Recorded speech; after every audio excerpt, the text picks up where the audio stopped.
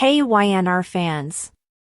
Waving hand, welcome to YNR Trends, your go-to spot for the juiciest Young and the Restless updates, shocking spoilers, and all the drama you can't stop talking about. From surprise returns to scandalous twists, we break it all down for you, every day. So grab your coffee, hit that subscribe button, and let's dive right into Genoa City's hottest gossip. According to spoilers for The Young and the Restless, Nick Newman is about to make 3 bold moves. As Nick embarks on a new chapter after all the turmoil in France, it appears that a dark character shift may be in the works. After being kept captive and suffering severe injuries on Kane Ashby's land, Nick's frustration is understandable. Nick is undoubtedly harboring resentment toward Kane because he barely made it through that mess. Nick is aware that Kane is a dangerous troublemaker because of the deaths of Chance Chancellor and Damien Kane caused by all the turmoil with Carter. Additionally, there is the issue of Kane's dubious business plans and how they may impact both Chancellor and Newman Enterprises. Keeping all of this in mind, let's speak about those 3 explosive movements we mentioned in Nick's upcoming week of August 11th to 15th. 1. Nick's rage came out. First, Nick will face Billy Abbott, which will cause him to lose his temper. Nick may become enraged because it will appear that Billy is joining a Kane alliance. Nick is unaware that Billy is cooperating with Kane's schemes as part of a larger scheme to keep Chabot safe. Instead, despite everything they've been through together, Nick might think Billy is being careless and self-centered by standing by Kane. 2. Nick's vindictive work under Victor's direction. Then, since Victor Newman will hire him for a vindictive assignment, Nick appears ready to accept it. Nick will be pressured by Victor to assist in taking down an adversary, who is probably going to be Kane. According to YNR spoilers, Victor will retaliate against Kane in the upcoming episodes, therefore he will need Nick's support and acceptance of his fierce Newman personality. 3. Nick reveals his frightening side to Sharon. Regarding Sharon Newman, she might feel a little uneasy about Nick's adjustments after the nice trip. Depending on how far Nick is prepared to go to bring about Kane's demise, Sharon may be afraid of the new Nick she will see. Nick might become highly fixated on Kane's retribution, making Sharon feel as though she no longer recognizes him. Would this prevent Sharon and Nick from having a romantic reunion? According to teasers for The Young and the Restless, Nick will experience some character changes after returning from France. Keep an eye out for all the surprising revelations that will follow. People in Genoa City had always relied on Nick Newman, the man whose moral compass never seemed to falter in the face of adversity. Nick had provided stability during decades of family conflicts, business betrayals, and scandalous love affairs. However, the man was different tonight when he was standing in his penthouse. His voice was lower, his eyes were darker, and there was something about his slow, methodical, and calculated movements that made even his closest friends and family uneasy. It was the kind of transformation that takes time to manifest. It simmers in the crevices of betrayal, heartache, and suppressed anger until it finally explodes. And Nick was going to start a series of events tonight that would even get Victor Newman to pay attention. Nick discovered something in Adam's office at Newman Media a few weeks prior. He told himself that he hadn't intended to pry, but the temptation of a flash drive sitting on the desk in plain sight was too strong. The information was unsettling. Photographs, encrypted documents, and emails connected to a secret transaction Adam was a part of. The more Nick investigated, the more he understood that this was about the family business, the one Victor had dedicated his life to creating, and not just Adam's typical machinations. It was on the verge of collapsing. Nick chose to keep the information to himself rather than confront Adam or tell Victor directly, as he might have done in the past. Somewhere along the line, he started to formulate his own plan after studying and learning from it. The stealthy accumulation of power was the first move. Nick was patient this time, but he had always been a man of action. He observed everyone in his immediate vicinity, including Sharon, Adam, Victor, and Victoria. They murmured in corners, they conducted late-night phone calls that ended suddenly when someone walked in, and he noticed who was faithful to whom. He practically disappeared from his own life, leading people to assume that he was preoccupied with Noah's most recent project or Faith's plans for college. Behind closed doors, however, Nick was accumulating leverage. Nick chose not to disclose the fact that Adam had been covertly bribing a whistleblower to remain silent regarding Newman Media's involvement in a dubious foreign merger. He stepped up, tracked out the whistleblower himself, and made a greater offer: money, protection, and a vow of retaliation against Adam. Turning an adversary into an ally was move 2. The third move was executed with the accuracy of someone who has lost interest in the consequences. Nick arranged a meeting with a vicious businessman who had previously been driven out of Genoa City by Victor. Nick would never have paired with this man before because he was too unpredictable and dangerous. However, Nick didn't give a damn about old lines tonight. Nick reached out to Adam in a darkened back room of the athletic club, offering a partnership that would not only deprive Adam of his authority but also position Nick to oppose his father's hold on Newman Enterprises. The goal had shifted from preserving the family to assuming control of it, if necessary, by force. And the bartender who happened to peek in his direction was shivered by the sneer on his face as he left that encounter. Even Nick's closest loved ones were unaware of how profoundly personal this change had become for him. This went beyond Adam's most recent treachery. This was about years of being undervalued, being told he wasn't ruthless enough, and witnessing Victor commend Victoria's financial acumen while casting doubt on Nick's dedication. Every time Adam was given another opportunity to show himself, he had to clean up the mess Adam had left behind. Nick was done being the nice son. Something inside of him had broken. When Sharon visited to see how he was doing, she caught a glimpse of it. She saw that he didn't look directly into her eyes and that his responses were succinct and had an edge that she couldn't identify. She assumed he was simply worn out. However, this was something more sinister, the sort of transformation that permanently alters the trajectory of families and businesses. Victor initially didn't trust rumors regarding Nick's new alliances when he eventually learned about them. His son? Joining forces with a long-standing family enemy?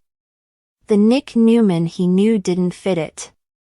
Victor, however, was also aware that people can be changed by power, and that anything was conceivable if Nick had been given enough pressure. In an attempt to correct his son, Victor set up a private meeting. Instead, he saw a different Nick who didn't bat an eyelid at his intense gaze. Nick pushed back, implying that perhaps Victor's business practices were out of date, rather than simply standing his ground. Nick noticed the faint but noticeable shock on Victor's face. Something ignited inside him at that moment, the excitement of finally shaking the man who had been unflappable for decades. Adam, however, felt the threat almost immediately. The sight in Nick's eyes was familiar to him since he had seen it in his own mirror numerous times, a willingness to cross boundaries and make amends if it meant winning. Adam attempted to remain composed and write off Nick's increased confidence as a bluff, but he realized Nick wasn't bluffing at all when some of his important contacts stopped returning his calls. Adam sensed the noose tightening as someone tugged strings behind the scenes. What should have been a friendly encounter between the two brothers at society one afternoon descended into a heated argument. Adam laughed, but his eyes did not meet Nick's as he leaned in close and said, "You're about to find out what it's like when someone smarter than you plays your game." As the days passed, Genoa City started to feel the consequences of Nick's actions. For Adam, deals were falling apart. Emergency board meetings were being called by Victor. Victoria found herself torn between supporting the father who had provided for her and the brother she had always trusted. Sharon repeatedly tried to reach Nick, reminding him of his former self, but each time he dismissed her, promising to explain when it's over. What frightened Sharon the most was that over might imply something permanent. When Nick planned a press leak exposing Adam's role in the foreign merger crisis, it was the true turning moment.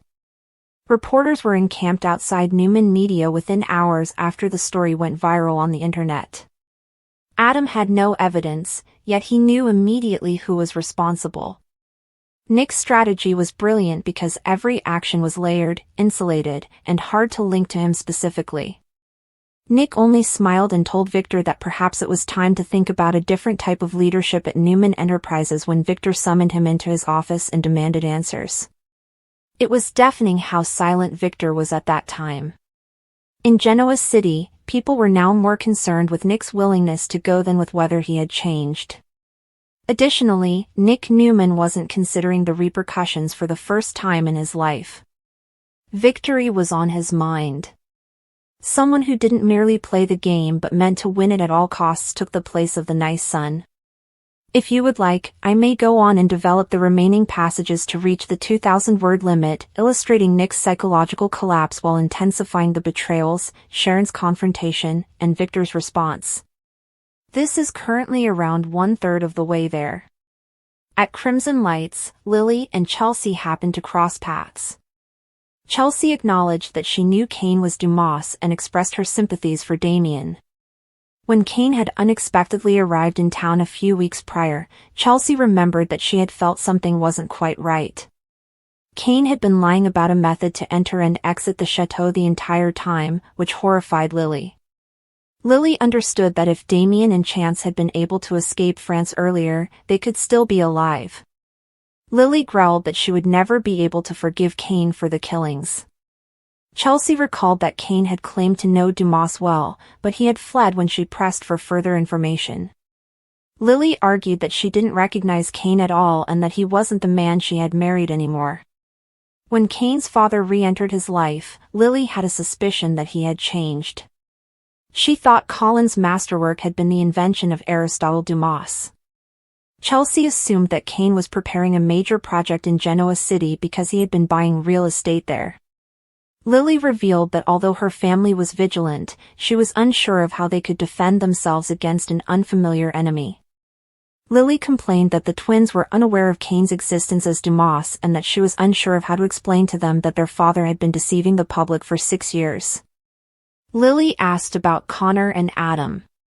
Chelsea claimed that she and Adam were happier than ever and that her son was growing stronger every day.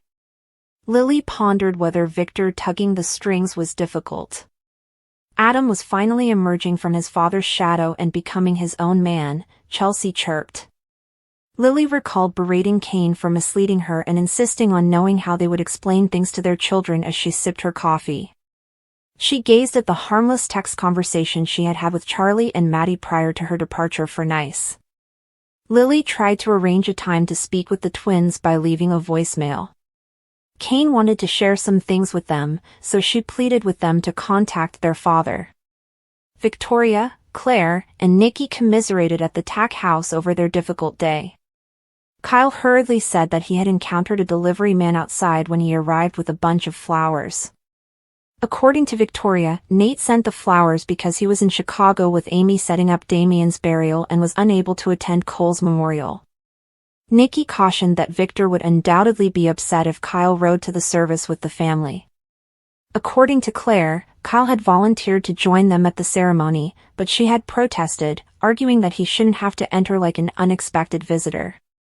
Cole had actually liked Kyle, she said, and her boyfriend ought to accompany her on a day that would be difficult enough without having to worry about Victor's sentiments. Victoria said there will be consequences. On the day that Claire needed her partner the most, she refused to let Victor push Kyle away. Victoria proposed that since the day was about Cole, they set aside any potential actions by Victor. Adam met Victor and Nick at the new Newman Ranch. According to Nick, Christian believed he had been away on a lengthy business trip and was unaware of the chaos that had occurred in Nice. Victor pointed out that Genoa City had also seen a lot of events. Victor explained that he had been discussing Adam's inability to start a series of articles about Billy, while Adam had been referring to Kane's real estate transactions. Adam maintained that although the stories were prepared, he had abandoned everything to learn more about the situation in France when he was unable to get in touch with Victor. Adam vowed that he had delayed releasing the stories to safeguard the family, not to retaliate against Victor. Victor agreed to let Adam off the hook that time, but he wanted him to follow his instructions going forward. Nick contended that bringing Billy into it would be like going backwards because they had already received answers to their questions in France. Adam suggested that they put Billy out of their minds and focus on the actual danger in order to proceed. They were both not understanding that Billy was going to partner with Kane. Victor scolded. Victor snarled that he wanted Kane's deceit revealed and Billy crushed. Claire, Victoria, Nikki, and Kyle showed up at the property. Victor responded that he knew what he was doing when Nikki secretly told him not to speak to Kyle that day. Claire was reassured by Victor that her family was supporting her. It meant a lot that Kyle was there, too, Claire said. Victoria angrily questioned Victor's actions as he steered her away, ignoring Kyle. Claire bemoaned Victor's inability to let go for a single day. They embraced after Kyle reassured her that it didn't matter and that everything would be well. "Is Victoria ready?" Nikki asked. Victoria complained that she kept thinking about Cole and how unfair it was that they had just begun their relationship anew. "Lean on me," Nikki told her daughter. Victor claimed he had been quite clear about unleashing a flurry of negative press about Billy and Kane when Adam brought up Billy again. When Chelsea came, Victor told Adam to finish it despite his protests. Chelsea hoped Adam would honor his pledge to refrain from disparaging Billy. Adam couldn't play both sides, Nick warned. The gang filed out after Victor declared the cars were ready. The Newmans later made their way back to the property and remarked on the lovely service. Chelsea exclaimed that the poem Claire had read was flawless, and Nikki praised Claire's passionate delivery. Since things will improve in due time, Nikki proclaimed the day to be the start of the healing process. "Something seemed to be missing," Claire whispered. One day, Nikki assured Claire, Cole's remembrance will bring her joy rather than sorrow. Kyle vowed to keep Claire company. As Victor offered Cole a toast, he recalled his reservations about Cole's initial reappearance in Victoria's life. Victor raised a glass to Cole's affection for Victoria and Claire as well as the reality that he had legitimately thought of himself as a member of their family. Victor pointedly said, looking at Kyle, that many others had attempted to join the family but had been sent away. Victoria and Nikki gave Victor a scowl. Victor's use of her father's memory against Kyle was criticized by Claire. On the day of her father's memorial, Victoria and Kyle attempted to diffuse the tension, but Claire yelled that she was tired of letting Victor get away with disparaging the man she loved. Victor pointed out that he had not once brought up Kyle's name. Since Cole had stood by her and Kyle, Claire yelled that they all understood what Victor had meant and that her father would never have done such a thing. Victoria was shocked that Victor had ignored her warnings for months. Victor would not say he was sorry for acting in his family's best interests. Victor was no longer able to influence Claire's life choices or who she chose to spend them with. She added that she had had enough of his attempts to separate her and Kyle, and she hurried out. Phyllis sent a gift basket to Kane's hotel room at the athletic club. She expressed amazement that he had not been given the penthouse suite, and he told her that he would be living on his train and wouldn't be staying for long. He had the same train on each continent, Kane disclosed. She was eager to observe his business practices. Kane informed Phyllis that they would have to wait for another person to join them. Phyllis surmised that it was a powerful blow. Kane answered the door when someone knocked, and Billy, holding a toy train, greeted him as he returned to Genoa City. Billy ridiculed her generic present basket, and Phyllis made fun of him for assuming Kane was 5. Billy hoped he could still discuss business. Kane declared that he needed a small, committed group of people he trusted to assist carry out his ambitious goals for Genoa City. Phyllis insisted that she was reliable, but she thought Kane would force Billy to demonstrate his ability to provide. Billy quarreled with Phyllis about who was more reliable. "I need a team that got along," Kane said sharply. Phyllis and Billy maintained that they got along well.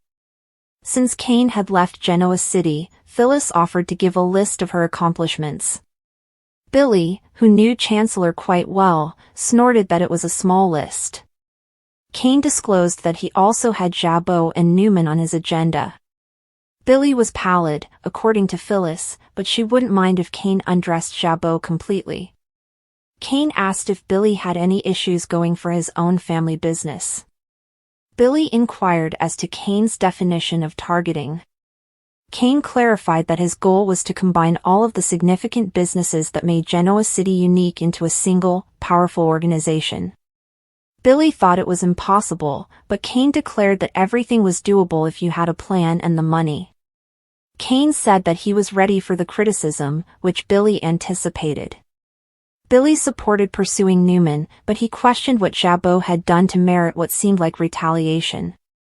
Kane maintained that his intentions were personal and unrelated to retaliation, but Billy and Phyllis had to be loyal and committed to the plan. Billy yelled that Kane was asking him to hook himself to a cyclone, but he was there to discuss Kane investing in Abbott Communications. By incorporating Abbott Communications into his new venture, Kane offered to make things more agreeable. Billy asked for some time to reflect. She was all in, Phyllis squealed. Kane retorted that it wouldn't stop him when Billy mentioned that he could inform Jack about his plans. Billy stammered that Kane had a secret weapon or was insane. Come along with us. Learn, Kane pleaded.